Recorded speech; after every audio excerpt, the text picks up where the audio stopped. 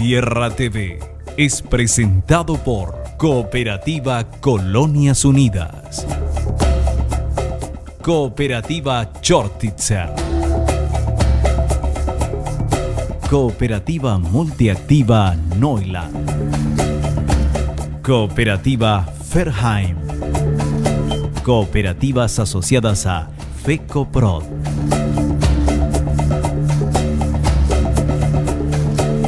Bienvenidos a Tierra TV, gracias por premiarnos con su preferencia de asistir a este programa que tiene que ver con la producción en el Paraguay.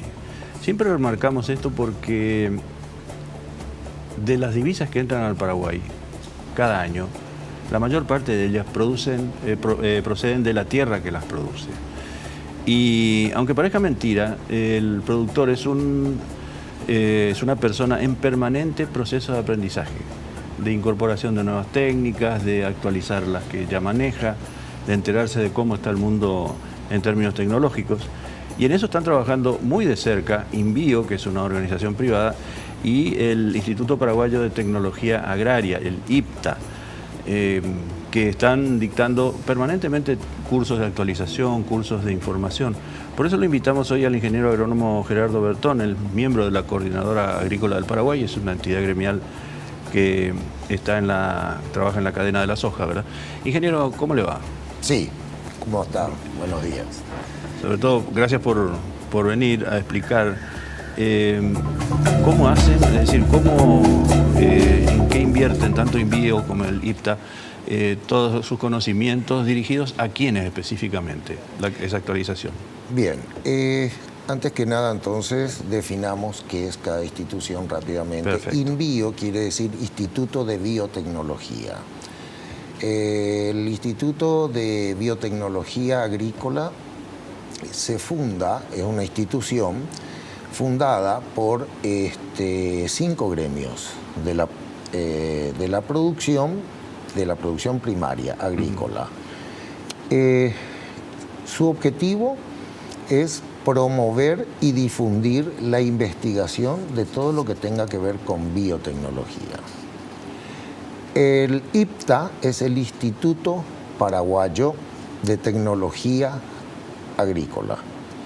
Esta es una entidad oficial, aunque dentro de su directorio también están representantes de los gremios, y se dedica exclusivamente a la investigación y, en la medida de lo posible, difusión de esta investigación por intermedio de demostraciones a campo a los productores.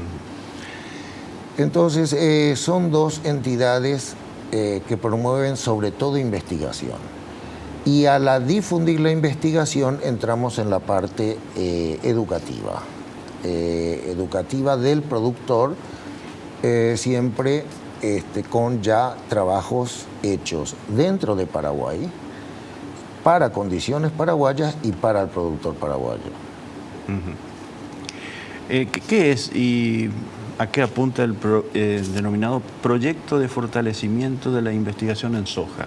Bien, el proyecto de fortalecimiento de la investigación en soja es un emprendimiento mixto entre el IPTA, el INVIO y otros gremios como CAPECO, la Cámara Paraguaya de Exportadores de Cereales y Oleaginosas. Básicamente la investigación en soja siempre existió. No obstante, siempre hemos trabajado en lo que es soja en el país con materiales genéticos importados. Entonces, una de las aristas principales es la obtención de variedades locales dentro del Paraguay y para cada región del Paraguay. Este tipo de programas dio muy buenos resultados y tenemos avances muy importantes en el cultivo del trigo. A raíz de eso, entonces, se empezó a hacer lo mismo con el cultivo de la soja. Todo es en términos de mejorar la producción y abaratar costos. Es decir, se investigan nuevos materiales genéticos con resistencias a ciertas plagas, enfermedades, etc., ¿no? Las primeras variedades ya están a punto de lanzarse como variedades obtenidas dentro de Paraguay para Paraguay. ¿Los productores son permeables a todas estas nuevas, llamémoslas variedades, tecnologías, metodologías que ustedes imparten? ¿Las reciben y las aplican sin ninguna clase de problema? En la mayoría de los casos, sí, aunque no siempre conseguimos para ciertas recomendaciones un nivel de acatamiento que nos gustaría. Correcto. Esto principalmente cuando esto no se puede palpar las ventajas de esta recomendación en una sola zafra, sino que son cosas para prevenir problemas a futuro. Entonces, en ese sentido, el productor a veces cosecha igual que antes que no hacía, y por ahí tenemos algunos problemas en acatamiento de algunas recomendaciones, pero en general, el productor sí recibe.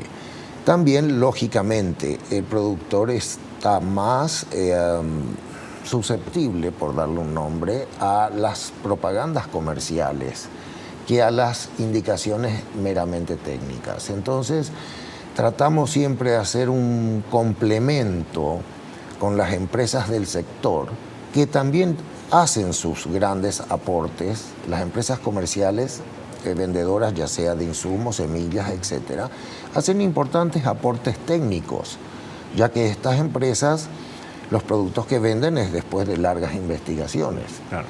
Entonces, pero no obstante, y como es lógico, existe siempre la competencia comercial entre ellas, y entonces vienen las propagandas y entran a veces a través de la propaganda modas, ¿verdad? Y lo que debería ser solo para una región del país se generaliza para todo el país, y ahí estamos teniendo algunos problemas. Por ejemplo, en el caso de lo que está ocurriendo ahora, que hemos entrado en la etapa del Niño con abundancia de lluvias, ¿hay metodologías específicas o observaciones que hacer para una etapa en que va a abundar mucho el agua, más allá de lo prudente, ¿no? Exacto. Todos los excesos no son buenos. No precisamente malos, pero dejan de tener las ventajas cuando ya, como este año, el fenómeno del Niño nos está ocasionando fenómenos meteorológicos muy, pero muy extremos. Y más allá de la cantidad de agua, tenemos cosas que son dañinas de por sí, como granizos, vientos excesivamente fuertes que vuelcan, tumban los cultivos. Son perjuicios de hasta el 100%. Si bien en áreas son muy puntuales, no nos involucran áreas muy extensas, aún así se dan. El exceso el perjuicio que puede llevar el exceso de agua, y sobre todo en periodos muy cortos de tiempo, es decir, que llueva 80 milímetros en un día entero es una cosa, y que lluevan 80 milímetros en una hora, sí ya es muy perjudicial. Aumentamos erosión, con lo cual se resiente la fertilidad a futuro de nuestro suelo, y el lavado, o sea, lixiviación y escorrentía de algunos insumos como los fertilizantes y los correctivos de suelo como la cal agrícola, el yeso agrícola, etc. Estamos con el ingeniero Gerardo Bertón, de la Coordinadora Agrícola del Paraguay, hablando de toda esta actualización de conocimientos que a través de distintas entidades los productores pueden tener acceso para mejorar sus rindes, para mejorar sus desempeños como productores. Continuamos después de la siguiente pausa. Ya volvemos.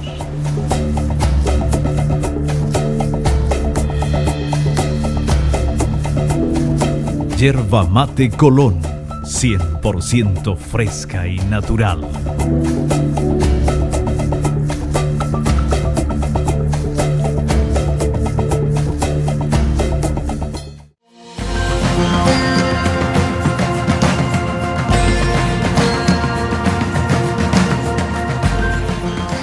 de vuelta en Tierra TV. Muchas gracias por continuar en nuestra compañía. Nosotros tenemos aquí la presencia del ingeniero agrónomo Gerardo Bertón, de la Coordinadora Agrícola del Paraguay, hablando sobre todo lo que significa transmisión de nuevos conocimientos, ampliación de otros, en el cultivo de soja principalmente. Cuando comenzó todo el tema de la soja en el Paraguay, creo que no sé cuántos años atrás, la cosa empezó desde el río Paraná hacia adentro de la región oriental, ¿verdad? ¿Qué tienen esos suelos que están cerca del río Paraná que han hecho que prosperara tan rápido la soja? Bien, los suelos sobre la ribera del río Paraná es un tipo de suelos denominados latosoles ferruginosos, contienen hierro. Son suelos desde un punto de vista ya seniles, desde el punto de vista de la genética del suelo y cómo se conforma un suelo, es decir, ya están tan meteorizados los materiales que tienen más del 90% de arcilla, ¿correcto? Y por el clima que hay encima y que es el determinante del tipo de suelo que se va a formar debajo, lo define el clima, se suman las altas temperaturas, las precipitaciones, lo que lo convierte en un suelo altísimamente fértil, pero con otras ventajas también, que por las características de alto contenido en arcilla tienen muy buena retención hídrica, es decir, son buenísimos administradores estos tipos de suelo del agua subterránea. Entonces, esa misma formación, el río Paraná no es una barrera, simplemente corre. Del otro lado del río Paraná, la parte tanto brasilera como argentina tiene también el mismo tipo de suelo. Como la soja empieza a... No es que antes no había soja en Paraguay, había sí y en otros lugares, pero la llegada de los inmigrantes masivamente viene con la tecnología del cultivo de la soja desde el Brasil, porque nosotros tuvimos una gran oleada migratoria proveniente de Europa, fundamentalmente, parte de los cuales se instalaron en Brasil, sur de Brasil, en Misiones Argentinas y en Itapúa, Paraguay. Los descendientes de estos europeos que trajeron la cultura agrícola con ellos, puesto que antes de esto nosotros no éramos un país agrícola, éramos eminentemente ganaderos, madereros sobre todo, yerbateros, pero de extracción natural, ¿correcto? Traen la cultura a todos nuestros países, esta inmigración. Los descendientes de estos europeos, desde el Brasil, pasan a ser inmigrantes en el Paraguay.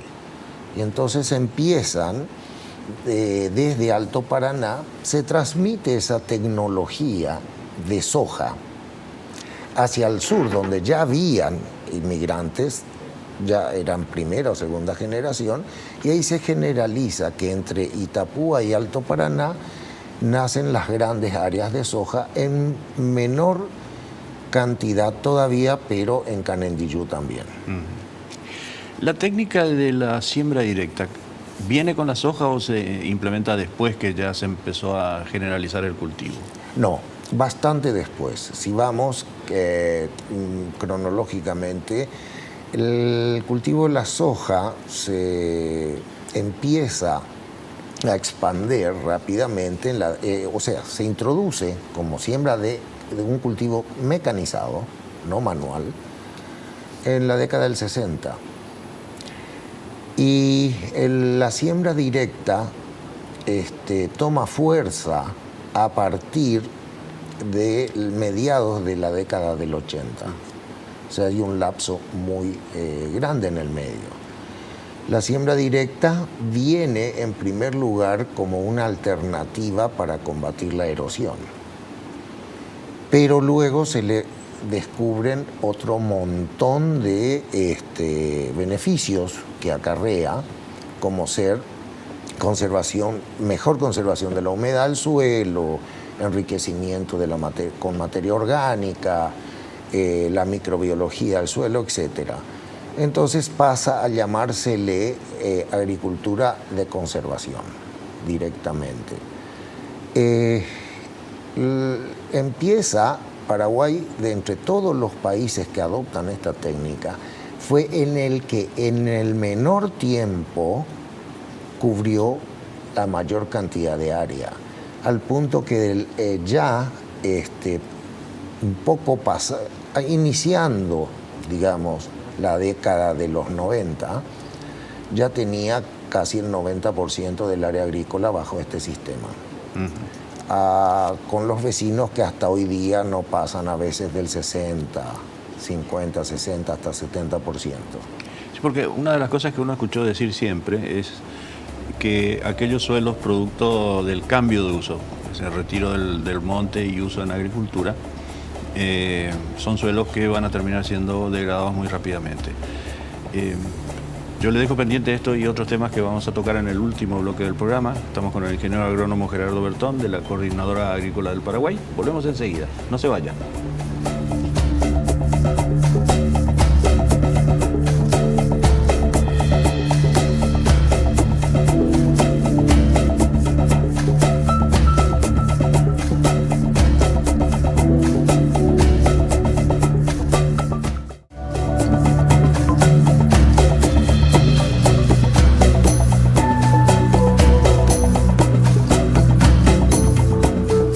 Estamos de vuelta en Tierra TV, gracias por continuar en nuestra compañía.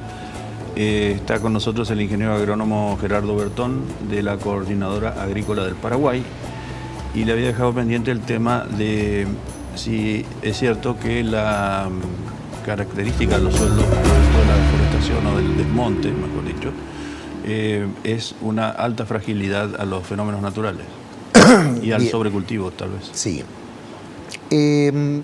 Tenemos dos aristas. Primero, la topografía. En primer lugar, lo que hace más frágil a un suelo es su topografía. Cuanto más accidentada sea la topografía, hay pendientes, y cuanto más pronunciada sea la pendiente, más problema acarrea. Normalmente, esta topografía facilita con que todas las tierras altas estén cubiertas por vegetación arbórea. Ya sean climas un poco más áridos, tenemos montes, propiamente dicho, o en ya la parte casi tropical, aunque somos subtropicales en realidad, es la selva, ¿verdad? Muy tramada. Lo único que para que un suelo funcione o produzca durante un largo periodo es cuidarlo, y antiguamente no lo sabíamos hacer, ¿correcto? Se hacían las técnicas de agricultura tradicional. En países o zonas donde tenemos el suelo 100% plano, nunca se ve resentido el suelo en un periodo corto de tiempo. No se puede ir a ningún lado. Claro. Sin embargo, con la topografía que nosotros tenemos, y que involucra toda la región, no solo la parte de que le toca a Paraguay, cruzando las fronteras también, entonces se empezó a degradar muy rápidamente. Y de ahí nace la siembra directa en forma extensiva, ya que esta teoría, que nace de una escuela francesa, de un investigador cuyo apellido era Pochon, y muchas investigaciones en varias universidades de Estados Unidos, se adopta en primer lugar desde el Brasil, en la ciudad de Ponta Grossa, una ciudad de inmigrantes holandeses, que en la época todavía estaban los originales, por darle un nombre, eran todavía holandeses, hoy ya son los descendientes, y de ahí, paralelamente, me tocó a mí como técnico ir, visitar y traer, y empezamos los primeros experimentos acá con resultados tan beneficiosos que esa técnica no tardó 10 años en adoptarse en casi toda el área. ¿Cuáles serían, ya que la soja es el primer eslabón en un complejo muy amplio, ¿verdad? Muy grande? ¿Cuáles serían los cuellos de botella para la producción? ¿Dónde están esos cuellos de botella? Bueno, en la producción de absolutamente todas las cosas, el tema es económico, es decir, la columna de costo-beneficio, Claro. el margen que da. Que si vamos al tiempo, como los precios son internacionales, nos los fijamos nosotros, esto son curvas, a veces en forma periódica o no, en que los precios se deprimen muchísimo al punto que hacen que los costos queden tan altos,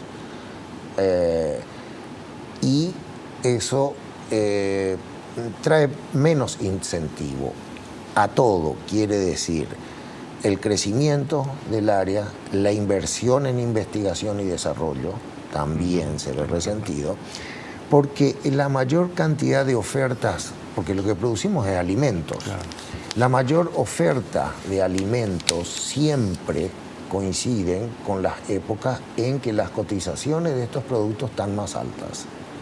Y las grandes inversiones y resultados de la investigación y el desarrollo de cada cultivo se da también en estas circunstancias, por razones lógicas, ¿verdad?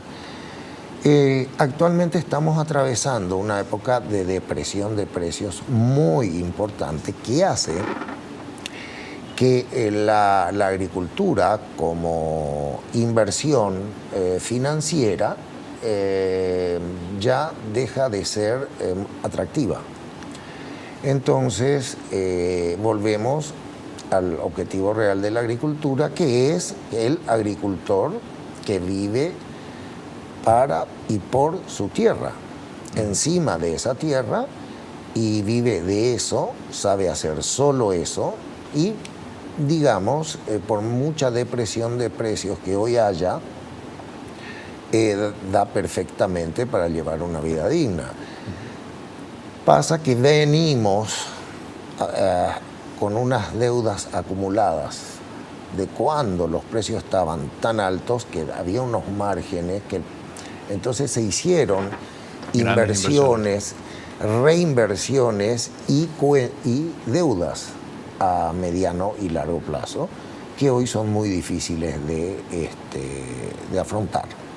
En ese sentido, hubo una buena apertura del gobierno y cambió las calificaciones de las deudas, con lo cual alivió muchísimo porque el productor sigue siendo sujeto de crédito y puede refinanciar su deuda. Sí, esencialmente eso es lo que hizo el Banco Central.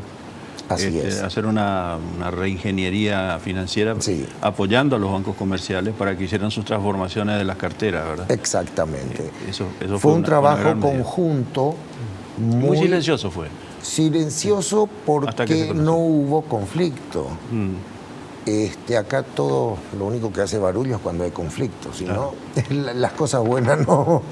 Pero en fin, como quiera que sea, otros cuellos de botellas serían la alarmante, para los técnicos investigadores, alarmante cantidad de plagas, enfermedades, malezas, que rápidamente van adquiriendo resistencia a todas las terapéuticas y a toda la genética resistente a ellos.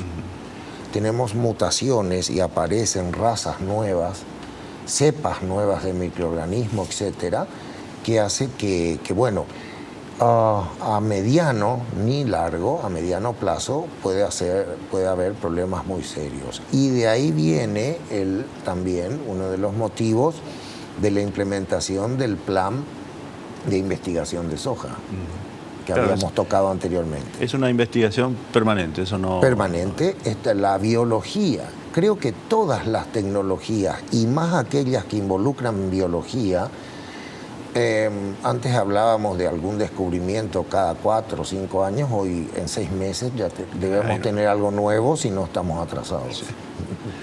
Ingeniero Bertón, muchísimas gracias, muy clara la explicación suya, un vistazo interesantísimo al panorama de la soja y de los demás cultivos que dependen de ella, ¿verdad? Así que muchas gracias por venir. Un placer, a las horas. Nosotros ponemos punto final al programa, les invitamos a sintonizar otra emisión de Tierra TV aquí, en este espacio. Hasta entonces.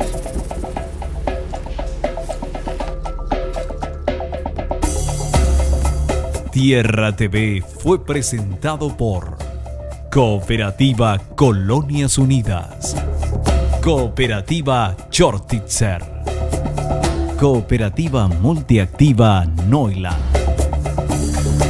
Cooperativa Ferheim, Cooperativas asociadas a FECOPROD.